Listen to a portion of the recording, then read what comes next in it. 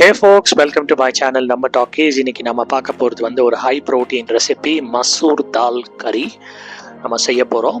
So masoor dal கறி செய்வதற்கு தேவையான பொருள் மசூர் தால் தான். இது தமிழ்லேயும் மசூர் பருப்புன்னு தான் சொல்லுவோம். தமிழில் வேறு ஏதாவது பேர் இருந்தால் கீழே கமெண்ட்ஸில் பாருங்கள். ப்ரௌன் லென்டில்ஸ்னு சொல்லுவாங்க இங்கிலீஷில். 1 கப் மசூர் தாலுக்கு 2 கப் வாட்டர் போட்டுக்கோங்க. ரொம்ப அதிகமாக வாட்டர் எடுத்துடாதீங்க. ரொம்ப அதிகமாக வாட்டர் எடுத்துட்டிங்கன்னா ப்ரெஷர் குக் பண்ணும்போது உங்களுக்கு வந்து சூப் மாதிரி ஆகிடும். ஸோ மறுபடியும் சொல்கிறேன், 1 கப் மசூர் தாலுக்கு 2 கப் வாட்டர். அதுக்கப்புறமா இந்த மாதிரி ப்ரெஷர் குக்கரில் வந்து குக் பண்ணிடுவோம் நம்ம. இப்போ இங்கே தான் வந்து மீடியம் ஃப்ளேமில் வச்சுருங்க ஃபஸ்ட்டு. அதுக்கப்புறமா அந்த ஸ்டீம் வர வரைக்கும் வெயிட் பண்ணுங்கள். ஆக்சுவலாக மசூர் தால் வந்து குக் பண்ணுறதுக்கு ரொம்ப டைம் ஆகாது. ஸோ ஃபஸ்ட்டு வந்து அந்த ஸ்டீம் வரும் பார்த்தீங்களா, பாருங்கள் இப்போ வருது பாருங்கள் அந்த ஸ்டீமு. கொஞ்சம் க்ளோஸாக போய் பார்த்தீங்கன்னா தெரியும், வீடியோவில் நல்லா வரும்னு நினைக்கிறேன். அதுக்கப்புறமா இந்த மூடியை போட்டுருங்க. அதுக்கப்புறமா ஒரு விசில் அதுக்கு வெயிட் பண்ணுங்க. ஒரு விசில் வந்த பிறகு ஒரு 5 to 10 minutes லோ ஃப்ளேமில் குக் ஆகட்டும், சரிங்களா? ஏன்னா ஒரு விசில் வந்தாலே வந்து இந்த மசூர் தால் வந்து குக் ஆகிடுச்சுன்னு அர்த்தம். அதுக்கப்புறமா லோ ஃப்ளேமில் கொஞ்சம் நேரம் விட்டிங்கன்னா தானாக குக் ஆகிடும். ஸோ பாருங்கள் எப்படி குக் ஆகிருக்குன்னு. இதுவே சூப்பராக குக் ஆகிருக்கு. நல்லா மேஷ் பண்ணிக்கோங்க. இது ஆக்சுவலாக நல்லா குக் ஆகிறதே நல்லதுங்க. ஏன்னா வந்து ஈஸிலி டைஜஸ்டபிள், ரொம்ப ரொம்ப ஹை ப்ரோட்டீன், ரொம்ப நல்லது இந்த மசூர் தால். நீங்கள் வீட்டில் ரெகுலராக தால் செஞ்சு சாப்பிட்றதுக்கு பதிலாக இந்த மசூர் தால் வந்து ஒன்ஸ் இன் அ வைல் செஞ்சு சாப்பிடுங்க. நார்மலாக நம்ம வீட்டில் செய்கிற தால், அந்த எல்லோ கலர் தாலை விட இது வந்து ஹைலி நியூட்ரிஷியஸ், சரிங்களா? அதே சமயம் பார்த்தீங்கன்னா சில பேருக்கு ராஜ்மா பிடிக்காது, அவங்களுக்கு வந்து இந்த மசூர் தால் பிடிக்கும். எனக்கு எடுத்துக்கிட்டிங்கன்னா எனக்கு ராஜ்மாவை விட இந்த மசூர் தால் ரொம்ப பிடிக்கும். ஸோ நீங்களும் வந்து ட்ரை பண்ணிட்டு சொல்லுங்கள். அடுத்தது வந்து கடாய். ஸோ நம்ம கடாயில் வந்து 1 ஸ்பூன் எண்ணெய், அதுக்கப்புறமா சீரகம் போட்டிருக்கேன். உங்களுக்கு வேணும்னா மஸ்டர்ட் சீட்ஸும் போட்டுக்கலாம், தப்பு கிடையாது. சீரகம் வச்சு லைட்டாக அதை வெடித்து வரட்டும். நல்லா பொரிச்சு வந்த பிறகு நம்மளுடைய ஆனியன், முன்னாடியே சொல்ல மாதிரி நம்ம எல்லா மெயின் இன்க்ரீடியன்ட் மட்டும் தான் காட்டுறோம். இந்த மாதிரி சைடு இன்க்ரீடியன்ட்ஸ்லாம் வந்து நம்ம வந்து ஸ்பெசிஃபிக்காக முதல்லையே காட்டுறதில்ல. பெரும்பாலும் எல்லாமே நம்ம வீட்டில் இருக்கிற பொருட்கள் தான். ஆனியனு, அதுக்கப்புறமா வந்து தக்காளி, பச்சை மிளகா, இஞ்சி இதெல்லாம் எடுத்து வச்சுக்கோங்க. அதுக்கப்புறமா ஆனியனை நல்லா சாட்டே பண்ணுங்கள். ஒரு பொன்னிறம், அதாவது ஒரு கோல்டன் ப்ரௌன் கலரில் வர வரைக்கும் சாட்டே பண்ணுங்கள். அதுக்கப்புறமா வந்து மீன்வாயில் வந்து இந்த பூண்டு ஒரு 10 பல் எடுத்து வச்சுருக்கேன்.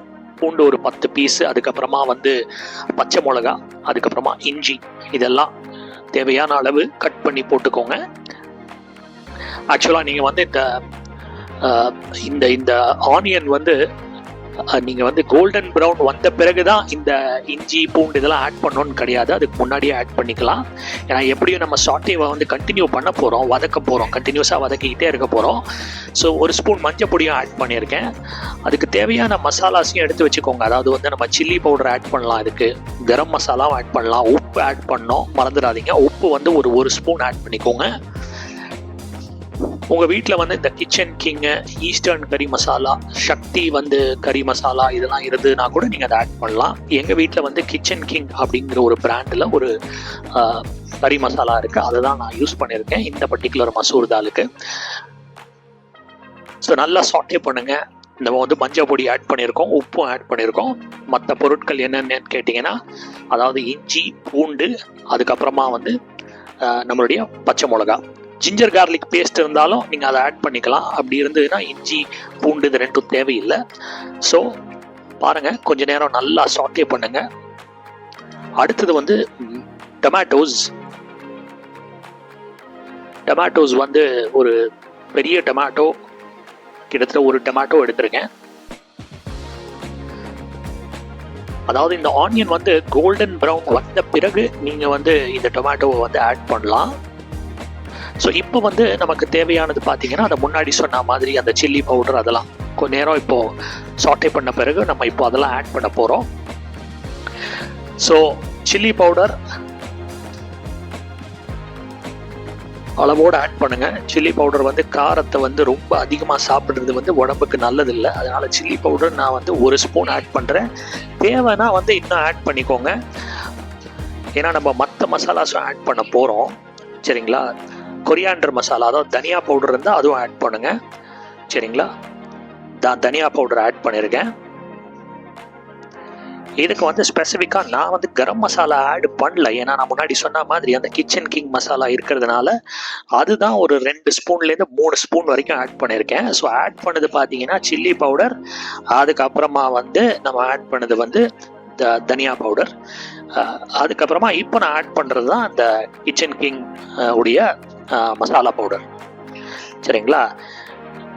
இது எந்த விதமான பிராண்ட் ப்ரமோஷனும் கிடையாது மக்களே. ஸோ நம்ம வீட்டில் இருக்கிற பிராண்டை நம்ம வந்து ஜஸ்ட் சொல்கிறோம். உங்களுக்கு நான் என்ன மசாலா யூஸ் பண்ணியிருக்கேன் அப்படிங்கிறத சொல்கிறேன். ஏகப்பட்ட பிராண்ட்ஸ் இருக்குது மார்க்கெட்டில். எவரெஸ்ட் இருக்குது, சக்தி மசாலா இருக்குது, ஈஸ்டர்ன் கறி மசாலா இருக்குது, ஏகப்பட்ட பிராண்ட்ஸ் இருக்குது. உங்கள் வீட்டில் எது யூஸ் பண்ணுறீங்களோ அதை நீங்கள் யூஸ் பண்ணுங்க. தேவையான அளவு தண்ணி, சரிங்களா? இல்லைனா இது ரொம்ப ட்ரை ஆகிடும். எப்போவுமே நீங்கள் இந்த பவுடர்ஸ்லாம் அதிகமாக ஆட் பண்ண அந்த தக்காளி வெங்காயம் வந்து கம்ப்ளீட்டாக ட்ரை ஆகிடும். அந்த ட்ரைனஸ் அவாய்டு பண்ணுறதுக்கோசரம் நம்ம வந்து இந்த வாட்டர் வந்து ஊற்றுறோம். ஸோ இப்போ வந்து ஒரு பேஸ்ட் மாதிரி ஆயிடுச்சு பாருங்கள். அந்த தக்காளியும் நல்லா மேஷ் பண்ணியிருக்கேன் நான் வந்து. ஏன்னா வந்து தக்காளியை நம்ம வந்து பெரிய பெரிய பீஸாக தான் வந்து கட் பண்ணோம். முன்னாடியே சொல்கிற மாதிரி தான் என்னோட முந்தைய வீடியோஸ்லையும் நான் அதை சொல்லியிருப்பேன். ரொம்ப சின்னதாக வெட்ட அட்டம் பண்ணோன்னா, தக்காளியை வெட்ட அட்டம் பண்ணோன்னா நிறைய ஜூஸ் வந்து நம்ம லூஸ் பண்ணிடுவோம். சரிங்களா? அதனால பெருசாகவே வெட்டிட்டு உள்ளே மேஷ் பண்ணிக்கிறேன். இப்போ வந்து அந்த மசூர் தால் இருக்குது பார்த்தீங்களா, வேக வச்சு நல்லா வெந்திருக்கு பாருங்கள். அந்த மசூர் தாலை வந்து இதில் ஆட் பண்ணிட்டோம். இன்னும் கொஞ்சம் வாட்டர் வேணால் ஆட் பண்ணிக்கோங்க. ஸோ நம்மளுடைய குக்கிங் வந்து ஆல்மோஸ்ட் முடிஞ்சிருச்சு. ஏன்னா வந்து மசூர் தால் வந்து ஆல்மோஸ்ட் நம்ம வந்து 100% குக் பண்ண பிறகு தான் நம்ம வந்து இதில் ஆட் பண்ணியிருக்கோம் இல்லையா? ஸோ அதனால் வந்து ஒரு ஃபியூ செகண்ட்ஸ் இல்லை ஒரு நிமிஷத்துலேருந்து 1.5 நிமிஷம் நீங்கள் வந்து பாயில் பண்ண வைங்க. பாருங்கள், பாயில் பண்ண ஆரம்பிச்சிருச்சு பாருங்கள் நம்மளுடைய மசூர் தால். ஸோ சூப்பராக நம்மளுடைய மசூர் தால் ரெசிபி வந்து ரெடி ஆகிடுச்சு. இதை நீங்கள் சப்பாத்தி பூரியோட தொட்டு சாப்பிடலாம். இல்லைனா சுட சுட ரைஸோட நீங்கள் சாப்பிட்டீங்கனாலும் அற்புதமாக இருக்கும். கடைசியாக எல்லா டிஷ்லேயும் நம்ம யூஸ் பண்ணுறது தான் இன்றியமையாத பொருள். அதாவது நம்மளுடைய கொத்தமல்லி சின்னதாக வெட்டி நம்மளுடைய மசூர் தால் கறியில் வந்து ஆட் பண்ணிக்கோங்க. பாருங்கள், பியூட்டிஃபுல்லாக மசூர் தால் கறி ரெடி ஆகிடுச்சு. நீங்களும் உங்கள் வீட்டில் செஞ்சு பாருங்கள். தேங்க்ஸ் ஃபார் வாட்சிங் my channel. Do like and subscribe. மீண்டும் ஒரு அற்புதமான காணொளியில் சந்திப்போம். நன்றி, வணக்கம்.